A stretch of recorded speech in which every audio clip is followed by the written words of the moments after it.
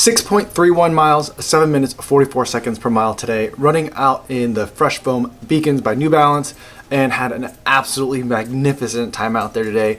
It was a complete surprise. I thought it was going to be overcast and foggy when I looked out the window before I left, but once I got to the lakefront, I could see the sun rising over the fog, so we had fog and sun at the same time somehow, and the sunrise was just incredible. It's one of those moments where you see the sun rising, you've got the city in front of you, you've got these crazy clouds and fog moving in, and you could see the fog moving around, and it just, as you're running, it fully engages your mind, and it was an absolutely beautiful morning for a run. Very glad that I didn't take a rest day, which is something I was considering doing, but I decided to get out there anyway, and I'm so glad I did. And today I ran with the Apple Watch, as I've been running with for a while, but because of the n+exporter app problem that I've been having, I decided to try the native workout app on the Apple Watch Series 4 and give it a test. And for the most part, it worked out really well. I actually really enjoyed using it, with one little thing that wasn't a problem today, but could be an issue if it's going to be my permanent kind of like app that I'm using. Now for the workout app, I did use HealthFit to be able to export that data from the workout app and like the activities tracker thing, whatever that thing is with the circles, to push that data to Strava, and I'll talk about that more in a little bit. But as I was running with the workout app, it seems to work just fine. You start it the same way that you start the Nike Run Club app, and you pause it kind of the same kind of annoying way that you could pause it in the Nike Run Club app. You can either push the two buttons. There's a crown button that you could push, and there's a button below it that you could push at the same time. That's kind of hard to do ergonomically speaking. I guess if I flip the watch, it'd be easier to do it like this way, but it's hard to do. And the other way to pause the run is to take your gloves off, which is fine. Then you have to swipe over and then hit a button. And a lot of times I find that the swipe over works fine with cold fingers, but then that pausing it, sometimes I don't hit it right, or not enough of my fingers touching it with the cold weather, and it's not registering. So that's been an issue. It wasn't an issue today. Today was balmy and absolutely lovely out. But it has been an issue with the Nike Run Club app before, and the buttons are similarly sized and similarly placed, and it's the same device, so I anticipate the same problem would potentially occur. The nice thing and the difference between the workout app, and which is why I'm looking at that versus the Nike Run Club app, is that the workout app does have lap timing. So you can, again, take your glove off, but double tap the screen and mark a lap, which is something that I've been wishing that the Nike Run Club app would do.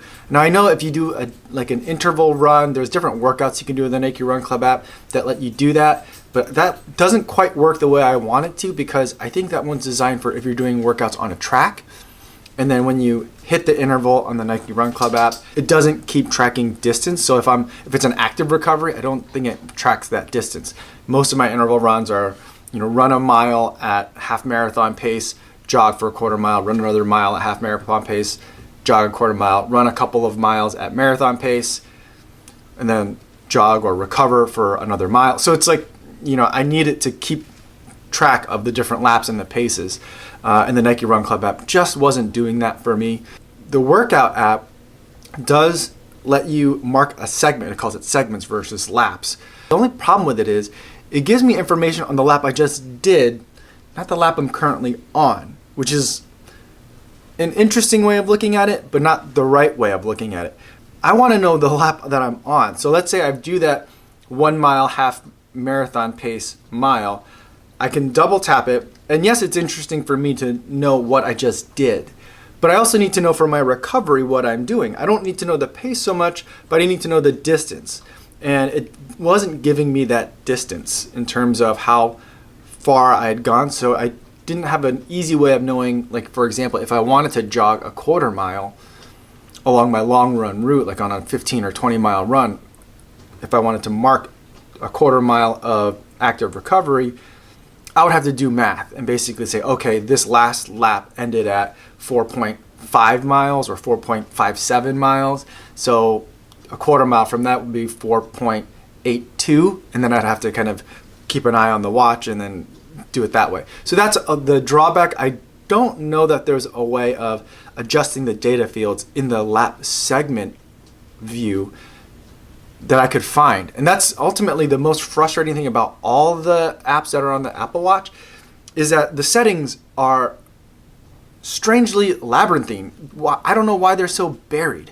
So there's some settings that you can change on the watch. And this is with all the apps that I've seen on the Apple Watch. There's a handful of settings you can change on the watch when you're in it. For the rest of them, you either have to go to the app that's the companion app on the phone, or you have to go into your Apple Watch. You have to find that app on your watch, in your Apple Watch app on your phone, and then go in there and then dig in some settings there. And so that's just really annoying. And I usually have to do some Google searching to figure out, is something a setting I can change? If it is, how do I get there? Right? And so that's exactly the thing that happened to me here. Is after I got back from the run, I didn't like the default data that it was giving me for the workout app on the Apple Watch. It was giving me like duration, distance, pace, overall average pace, and rolling mile pace, which I don't care for. I need to find the current pace. And so I was a little annoyed about it that I didn't have it on the run, but it is something that I was able to change in the settings not by changing anything on the watch, but by, even though I want to see it on the watch, I have to go to the Apple Watch app, scroll down to get to the workout app in the Apple Watch app. And in there's a metrics option that you can change. You pick the activity, and for each activity, you can customize the data fields that you see, which I think is nice. And I can understand why trying to go through all those potential activities on a watch interface could be frustrating. But in any event, I'd rather just be able to have it on the watch. And I was able to go in there. You could see 5 data fields at a time, so I had to delete a data field first before I can add one. So that was a little bit not that intuitive and very not Apple-like. But I was able to do that. And so now for the next run, I'll have some of the data fields that I want. I don't know, and I couldn't find any way of changing what the lap segments are going to tell me, because what I'd love to see in the lap segment is, I'd like for it temporarily to show what the last lap segment was, maybe for like 10 seconds, so I could see that if I need to see it. And then switch over, if it knows that I've taken a lap segment, to give me an option of seeing, like, going forward, what am I doing? Right? And I know there's only 5 data fields, and there's swipes that are available. You could swipe one direction and get your music controls. You could swipe the other direction and pause, lock the device in case there's water, resume the run, all sorts of things. But I couldn't find a way of finding more data. You can't dial the crown to get further down or scroll up or down.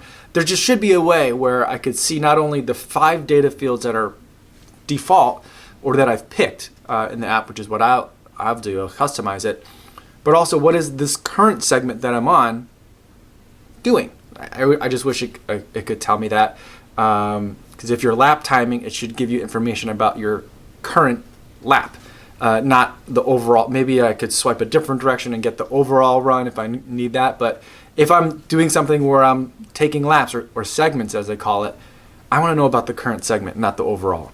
But other than that, the integration was absolutely fantastic when I did get back. And so I had signed up for HealthFit, which is an app that costs money. It was $3.99, I think, which I was a little bit annoyed about having to buy an app to do this. But I think we're kind of at that point where I've exhausted some of the free options that are out there, and it's time to try some paid options. And I'm okay with $3.99, that's fine. It pushed up the data to Strava relatively quickly, a little bit faster, or about as fast as Garmin Connect does in my experience.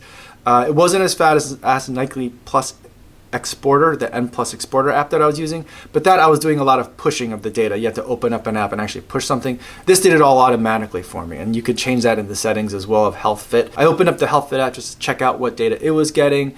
It got the metrics and all the data from the run. It gave me a nice GPS map as well. I thought it looked lovely. And there's also the metrics. It gives you like a synopsis that it pulled from activities and that it'll be sending up to Strava. So I opened up Strava to take a look at it in there, and the data looked great. It was in there relatively quickly. It seemed relatively accurate. The GPS tracing was accurate, and I think that the way that all these apps work is they take just the GPS data plot points, and then they put it into the app, and the app then crunches its own numbers on it and gives you the GPS tracing as well as your splits, as if that app had recorded that activity kind of in real time. And so that's why I think that whenever you do these exports from one app to another, the splits are always a bit goofy. The gold standard for me in that regard is Garmin. Garmin always, I never really looked carefully at it as carefully as I'm looking at some of these because the splits always seemed about right. But when I did the n+exporter app, the splits were just ludicrous, absolutely wrong, almost arbitrary it seemed. And then with the HealthFit, using that to transfer the workouts app from the phone data to the splits for Strava, those seem to be a little bit off. Some of them were close, but some of them were way off, like 4 minutes a mile off for 2 miles in a row. And so that was a little bit weird and a little bit disappointing. So I wish that the split data came over correctly, or that the GPS data was able to get transferred from one app to another in a way that splits would be an accurate reflection of what really happened. But that's okay, as long as I have it in the workouts app, I'm still okay with it. But it does then make Strava's shortcomings in its Apple Watch app, which that Apple Watch app is miserable, that much more poignant. Because if I want to say then get the premium features of Strava, it's useless to me if things like splits or mile interval data is incorrect. If that stuff's incorrect, then all the analytics that I build on top of that are also going to be incorrect as well. So why would I do that if I can't get accurate data into Strava? HealthFit is not quite getting data to Strava in a way that it can accurately recreate or recalculate the mile splits accurately. Now, if the Strava Apple Watch app had the ability to do lap timing just by like double tapping the screen or something like that, then I would have the data that I need in Strava in a way that then maybe the premium features of Strava are worth investigating for me. But until then, I'm not going to look at any of Strava's premium features because I can't even get mile splits to look correct in there. So definitely this is just a one activity analysis. I've looked at it one time, probably use it at least one more time now that I've reconfigured some of the data fields to see how that looks. So it's not a completely scientific. I didn't try to make this repeatable. I didn't really look at some of the accuracy of the GPS tracing, although a quick cursory glance, it looks close. And the distance seems about right for how far I ran. That's a usual route that I run, so I know that route well. And the numbers all felt about right. And so I don't feel like I need to do like 5 days of testing for that to see if I like the Apple Workouts app. I like it. It has a couple of quirks. I like the HealthFit integration. I just think that the Workouts app should automatically do that. Why it doesn't, I don't know, but it should. But overall, I'm relatively happy with this workflow. If I could just figure out that lap timing issue so that way I could see what I'm doing on the current lap, then it would be perfect and my search would be over. But I don't think it does that yet. If I'm wrong about that, someone please let me know in the comments. But until I can find an app that does that well enough, I'm still going to be at the point where I might just bust out the Garmin watch for those interval days. So I don't really want to do that, but it might come to that. Just because I love this for like the other 22 or 23 hours of the day that I'm not running. I just love the Apple Watch. It's been great. I've been using it for 2 months now, and it's just I really love it. I'm quite attached to it. I get literally and figuratively. Before I go for today, I want to talk about today's charity runner. Today's charity runner for the day is Alyssa Schultz. She's going to be running the 2019 Chicago Marathon for Wright Way Animal Rescue. That's a local animal shelter here in Chicago that brings in pets, and it specifically focuses on getting pets kind of imported from rural areas that are having a hard time getting adopted at those other rural area shelters and finding them permanent homes here in the Chicago area so that those animals don't have to be euthanized. And so a worthy cause. Both of Alyssa's dogs come from rescue shelters, and so that is a cause that was important to her and is important to her. I've donated $10 because that was the minimum for her page, and I'll post a link to her fundraising information in the description in case you want to help save some homeless animals. That's all I have for today, everybody. Thanks so much for watching, and I will see you tomorrow. Yo, what's going on?